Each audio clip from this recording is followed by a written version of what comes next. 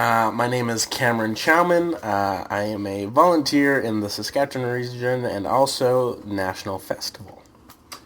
A specific favorite memory. Yes, I remember in grade 11, I was given a player award, and I remember that every year, my whole life, when there was like these awards that were being announced, I'd always sit there and think like, oh, what if it could be me? But then I'd have the second of like, it's not me at all. Like, it could never be me. And then I remember having that same thought when he was introducing it. And I was just thinking to myself, it would be cool if it was me, but it's never going to be me. And then him announcing my name and just being like, what? And then getting a photo with Jane Pfeiffer afterwards and realizing how tall I was compared to him and just towering over him. And then that being my grade 11 year, and then that being the realization of, like, this is something I really care about, and this is something I want to continue forever. So now that I've been out of the games for a long time, my improv has never stopped. Right after the Canadian Improv Games, my high school career ended.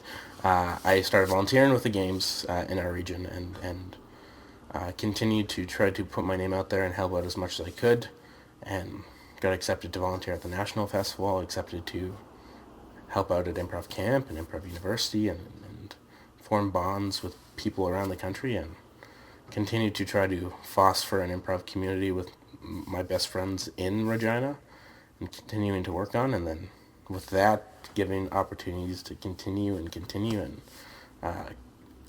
helping create and pilot a improv for autism program where we teach improv to people on the spectrum and try to teach the skills such as acceptance and listening and empathy.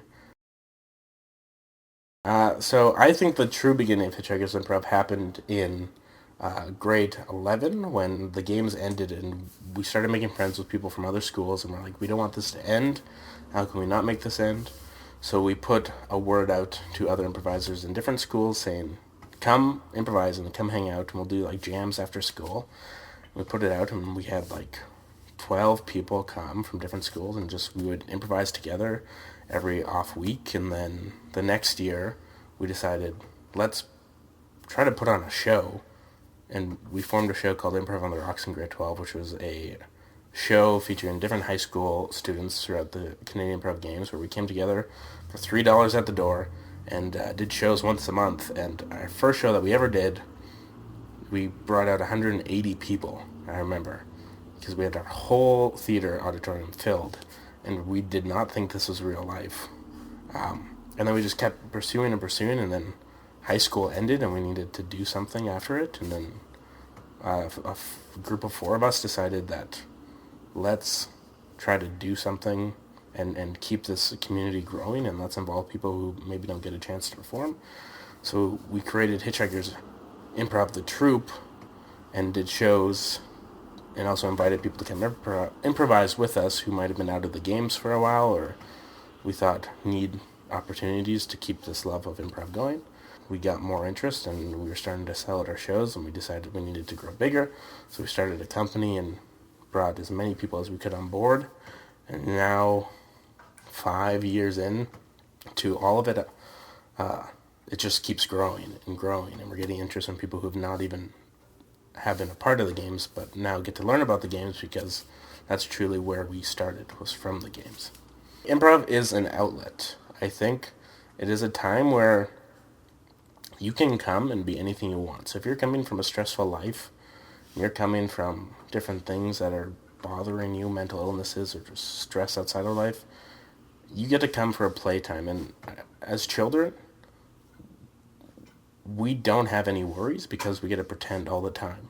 And we get to build blocks that we pretend are castles. They come crumbling down. Now in improv, we can do the same thing. And a lot of the time, people who watch think it's just silly. It's just a silly thing people are doing. But to me, in fact, it is my playtime. It's my time to get away from my stressful life, my busy life, anything that's bothering me, and I can play a mailman who has a secret that no one else gets to know but myself. I get to play an ice cream man who's not serving ice cream, but another special frozen treat. Sorbet. So to me, improv is this outlet where you can come and have fun and be someone who for an hour or 2 hours gets to make an audience laugh, gets to make them feel, gets to make them cry sometimes, and you get to not only help yourself get out of your busy life, but also people coming to watch. They're coming to watch for 2 hours where now they escape their busy lives and they get to laugh. They get to enjoy a good time.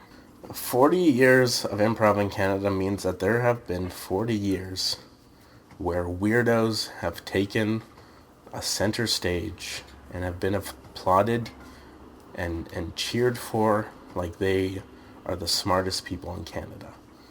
And I think it is a beautiful thing that for 40 years, people who feel like they have no path in life or feel like so lost that they've spent months and weeks practicing and performing for one moment on stage, for them just to be a tree and for the audience to love every minute of it. And I think for 40 years, that's so magical to know that.